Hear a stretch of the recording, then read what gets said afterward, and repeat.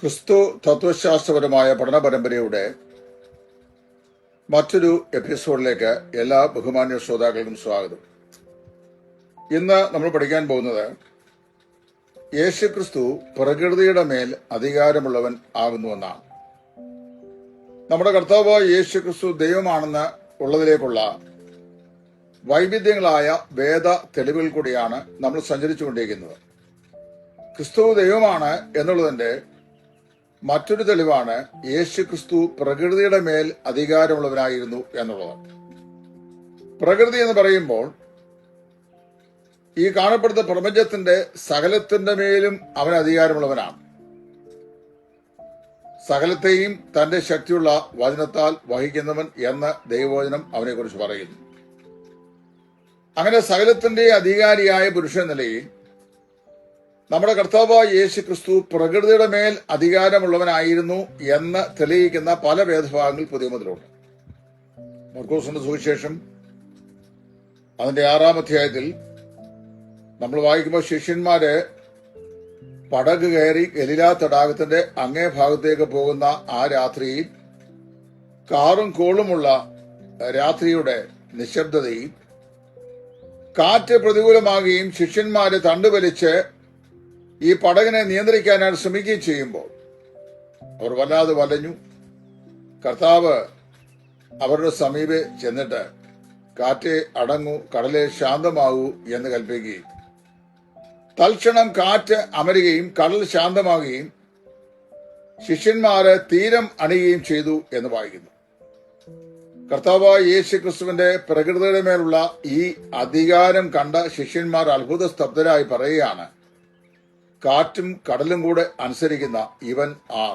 കാറ്റും കടലും കൂടെ അനുസരിക്കുന്ന ഇവൻ ആർ. അവർ അത്ഭുതപ്പെട്ടു പോയി. കൊടുങ്കാറ്റ് അവന്റെ മുമ്പാകെ അമർന്നു, തിരമാലകൾ അവന്റെ മുമ്പാകെ ശാന്തമായി, പ്രക്ഷോഭിതമാകുന്ന കടൽ അവന്റെ മുമ്പാകെ അടങ്ങി. സകലവിധ രോഗങ്ങളുടെ മേലും വ്യാധികളുടെ മേലും പ്രകൃതിയുടെ മേലും മരണത്തിന്റെ മേലും അധികാരമുള്ള പുരുഷനായിരുന്നു കർത്താവായ യേശു. തന്റെ ഐഹിക ജീവിതകാലത്ത് പ്രകൃതിയുടെ മേലും മാനുഷ്യ പ്രകൃതങ്ങളുടെ മേലും യേശുക്രിസ്തുവിനുണ്ടായിരുന്ന പരമാധികാരത്തിന്റെ തെളിവെന്ന നിലയിൽ അനേക രോഗികളെ യേശു സൗഖ്യമാക്കി. കുരുടർ അവന്റെ മുമ്പാകെ വന്ന് കാഴ്ച പ്രാപിച്ചു. മുടന്തർ മുടന്തു മാറി നടന്നു. അതുപോലെ ഊമർ സംസാരിച്ചു. ചെകിടർ കേട്ടു. 12 സംവത്സരം രക്തസ്രാവക്കാരിയായിരുന്ന സ്ത്രീ അവന്റെ വസ്ത്രത്തിന്റെ തൊങ്ങൽ തൊട്ടപ്പോൾ അത്ഭുതകരമായ നിലയിൽ സൗഖ്യം പ്രാപിച്ചു. ചന്ദ്രരോഗം പിടിപെട്ട ഒരു വ്യക്തിക്ക് പരിപൂർണമായി സൗഖ്യം ലഭിച്ചു. പക്ഷപാത രോഗികളെ അവൻ സൗഖ്യമാക്കി. ഇനിയും യോഹന്നാന്റെ സുവിശേഷം 11-ാം അധ്യായത്തിലേക്ക് വരുമ്പോൾ മരിച്ച് അടക്കപ്പെട്ട് 4 ദിവസമായി നാറ്റം വെച്ച ലാസറിനെ കല്ലറയിൽ നിന്ന് ഉയർപ്പിച്ചിട്ട് മരണത്തിന്റെ മേലും അവിടുന്ന് അധികാരമുള്ള പുരുഷനാകുന്നു എന്ന് യേശുക്രിസ്തു തെളിയിച്ചു. കർത്താവായ യേശുക്രിസ്തുവിന് പ്രകൃതിയെയും പ്രകൃതി നിയമങ്ങളുടെ മേലുമുള്ള അധികാരത്തെ തെളിയിക്കുന്ന മറ്റൊരു സംഭവമാണ് വിശുദ്ധ യോഹന്നാന്റെ സുവിശേഷം അതിന്റെ 2-ാം അധ്യായത്തിൽ നമ്മൾ വായിക്കുന്ന യേശു പച്ചവെള്ളത്തെ വീഞ്ഞാക്കിയ സംഭവം. ഭൂമിയിൽ ആർക്കെങ്കിലും ഇന്ന് വരെ പ്രകൃത്യാ ഒഴുകി വരുന്ന പച്ചവെള്ളത്തെ മധുരമുള്ള, നിറമുള്ള, മണമുള്ള, ഗുണമുള്ള വീഞ്ഞാക്കി മാറ്റിയതായി അല്ലെങ്കിൽ മാറ്റാൻ കഴിയുന്നതായി ലോകത്തിൽ ആരെയും കൊണ്ടെങ്കിലും ഒരിക്കലെങ്കിലും സാധിച്ചായി പറഞ്ഞിട്ടുണ്ടോ? ഇല്ല. എന്നാൽ യേശുക്രിസ്തുവിന് അത് സാധിച്ചു.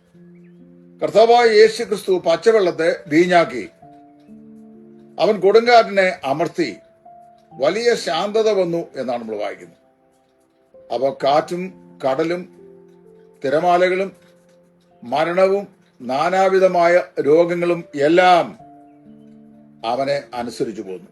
അതിന്റെ അർത്ഥം എന്താണെന്ന് ചോദിച്ചു കഴിഞ്ഞാൽ ഈ പ്രകൃതിയുടെ നിയമങ്ങളെ എല്ലാം അതിന്റെ നിയമാവലിയിൽ സംഘടിപ്പിച്ചത് കർത്താവായ യേശുവാണ്.